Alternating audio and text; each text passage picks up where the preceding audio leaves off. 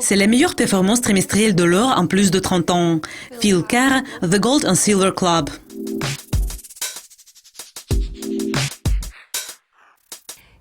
Le marché de l'or et le marché des matières premières ont connu un grand choc la semaine dernière où l'or a bondi. Certains disent que la hausse de l'or n'a pas été importante. Mais quel est votre point de vue sur cette augmentation?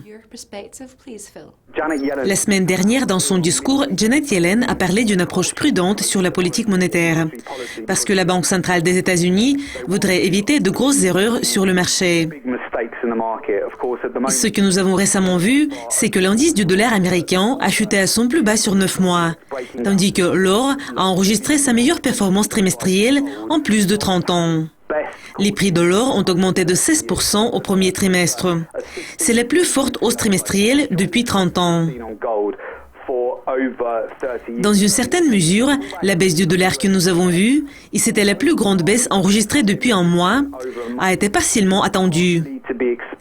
Actuellement, le dollar a commencé à progresser après un très fort recul. Et tout cela soutient l'or. Du point de vue technique, il y a quelques niveaux de soutien principaux pour l'or qui sont près de la moyenne mobile de 50 jours. Pour le moment, les prix fluctuent autour de ces niveaux et nous voyons un soutien continu dans la zone technique. Si les prix reculent au-dessous de ce niveau et il y a une nouvelle chute, il y aura probablement plus de soutien pour le dollar. Mais pour le moment, si l'or reste près du niveau de 1230 $ l'once, je pense que nous allons voir une plus forte augmentation de l'or. S'il s'agit de la politique, il est à noter que les ventes d'or ont augmenté au Japon en mars, car la décision de la Banque centrale sur les taux d'intérêt négatifs a poussé les investisseurs vers les valeurs refuges. Les ventes ont augmenté de 35% au premier trimestre. Mais d'après vous, est-ce que cette tendance va se poursuivre? Oui, je pense que cette tendance va se poursuivre et nous entrons dans un nouveau cycle économique où les banques centrales commencent à adopter des taux d'intérêt négatifs. Et en fait, la baisse des taux d'intérêt, c'est une forme de dévaluation de la devise.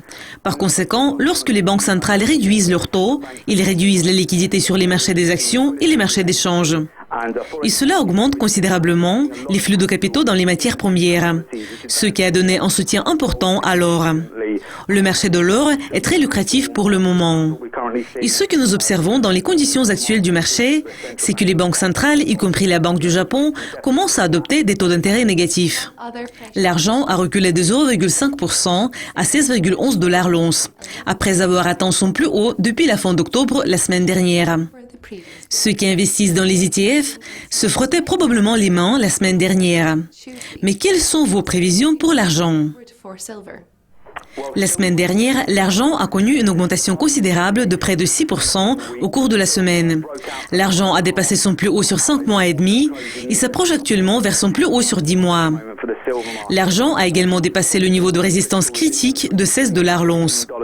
Ce qui est intéressant, c'est que le nombre d'investisseurs dans les ETF a beaucoup augmenté, car nous avons vu un flux de capitaux important dans les ETF d'argent, ce qui suggère que l'appétit des investisseurs pour les métaux a été fort. La demande d'argent a augmenté de 946 tonnes depuis le début de l'année. Il s'agit des ETF adossés à des stocks physiques. Il est à noter que la semaine dernière, les entrées d'or ont diminué et nous observons plutôt des sorties ces derniers temps. La semaine dernière, on a vu la plus grande sortie du SPDR Gold Trust. Le plus grand ETF d'or au monde a enregistré une baisse de 5,05 tonnes et c'est son plus bas en un mois. Donc, pour le moment, nous voyons que les investisseurs et les traders changent d'avis.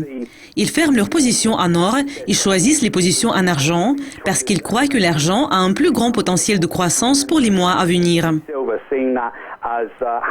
Du point de vue technique, quand le prix de l'argent a atteint la moyenne mobile de 200 jours il y a près de 20 jours, l'argent a vu une augmentation importante et beaucoup de traders continuent à augmenter leurs positions.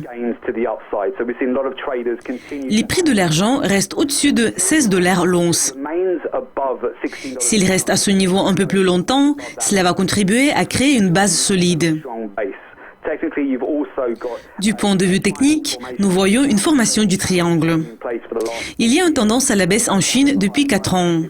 Et si nous fermons le mois au-dessus des niveaux actuels, cela va renforcer le potentiel de croissance.